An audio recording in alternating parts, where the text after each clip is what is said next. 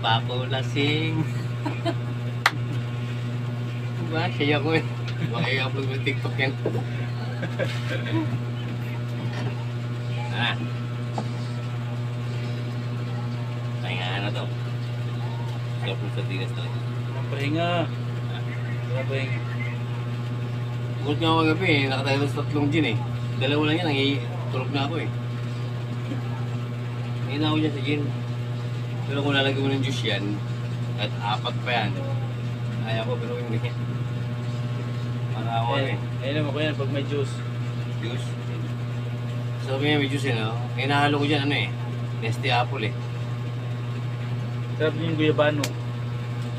Juice. Yan, ganyan. Tapos tingnan mo yellow. Ay, si cute no? Ayoko nung, basta painumin mo lang ako ng gin, huwag mong ihalo yan sa pumelo.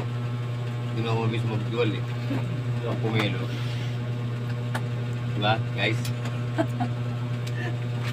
Mama na yan ka, ano ba yan? Shy type. Ano naman? Ayun, vlog.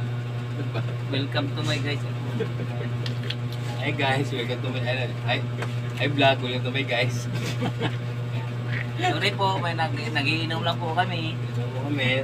Siguro naka-isang gin kami, tapos isang container na Tinir. dinner na. Okay lang yun, basta pabuhay lang sa dugo. Hindi mo kinaya yung ano, amoy mo lang to. Yun to. Tapos ang pulutan namin, yung pinagkainan ng trading machine. Okay na yun. Guys, dapat ano niya yung guys, yung Pinagpulutan. gayahin nyo yan. Ginagawa namin. Tulad yung kinakain niya, yung Katulad ng naman, trading kumakain pa machine rin. ni Titoy kanina.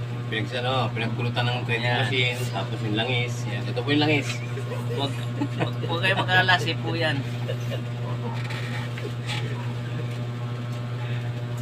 Tapos kung may nararamdaman kayo, magpa-check up lang po kayo kay Willis. Yun lang po yung totoo.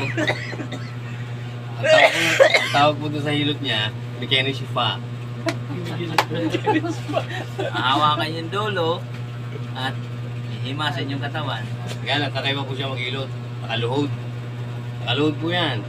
Tapos, medyo gaganon-ganon niya. Ngayon, yung gagamitin niya lang is, yung galing po sa inyo. Ipapahid nyo sa mga. Tatanggalin yung lamig nyo.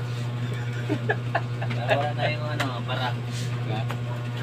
Bara, ngayon, pagka okay na mo yun, doon niya ako ngayon ititrade test yung nyo. Tube. Yung tube nyo. Barado Test ba tube. talaga yung Barado ba? Barado ba yung pit trap?